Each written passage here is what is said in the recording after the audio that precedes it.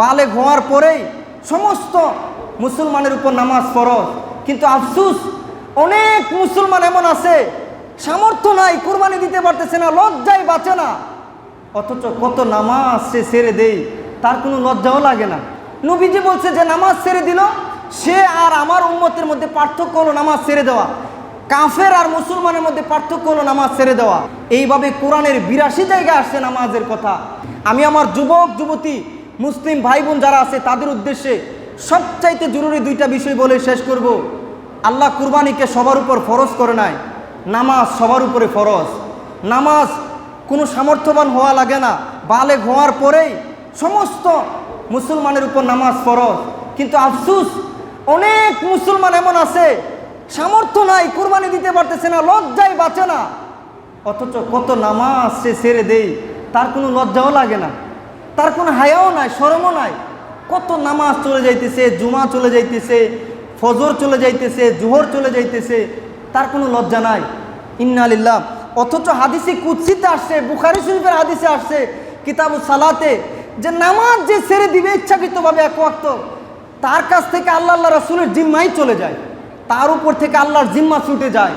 নবীজি বলছে যে নামাজ ছেড়ে দিল, সে আর আমার উম্মতের মধ্যে পার্থক্য হলো নামাজ ছেড়ে দেওয়া, কাফের আর মুসলমানের মধ্যে পার্থক্য হলো নামাজ ছেড়ে দেওয়া।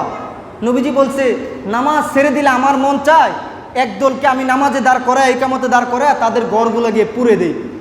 বুঝতে পারতেছেন আপনারা? এইভাবে কোরআনের 82 জায়গায় আসছে নামাজের কথা। হাদিসে কিতাবুস সালাত বিশাল বড় বড় অধ্যায়, প্রতিটা বুখারী মুসলিম তিরমিজি এইভাবে সব কিতাবে মিশকাতের মধ্যে নামাজ পড়ে না আমার যুবক ভাইয়েরা।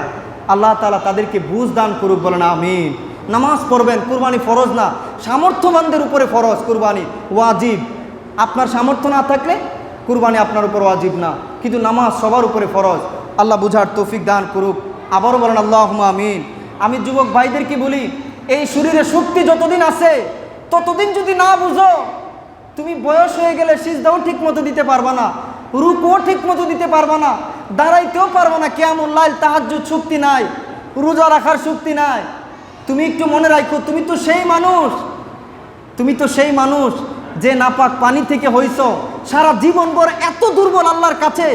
একটা ছোট্ট মশা রাত্রিবেলা তোমার কানের কাছে গুনগুন করলে তুমি তাড়াতাড়ি একবার কয়েল জ্বালাও, একবার স্প্রে করো, একবার মশারি টানাও, যেন একটা মশাও তোমার কানের কাছে গুনগুন না করতে পারে।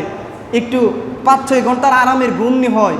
আমি ভাইদেরকে বলি, 5-6 ঘন্টার আরামের ঘুমের জন্য এত কিছুর আয়োজন করলা, অথচ কিয়ামত পর্যন্ত বছরের পর বছর অগণিত বছর বাতি নাই, সাথী নাই, পোকামাকড়ের ঘর, এই কবরে কেমনে থাকবো আমরা? বলেন তো, চলেন না একটু ফিকির করি, একটু চিন্তা করি।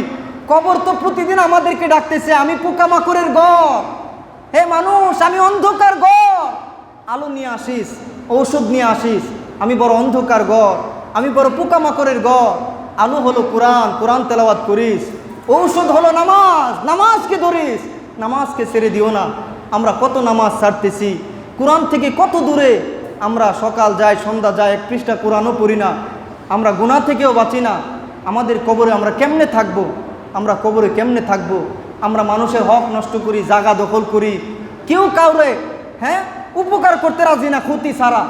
আমাদের কবর কেমনে আলোকিত হবে?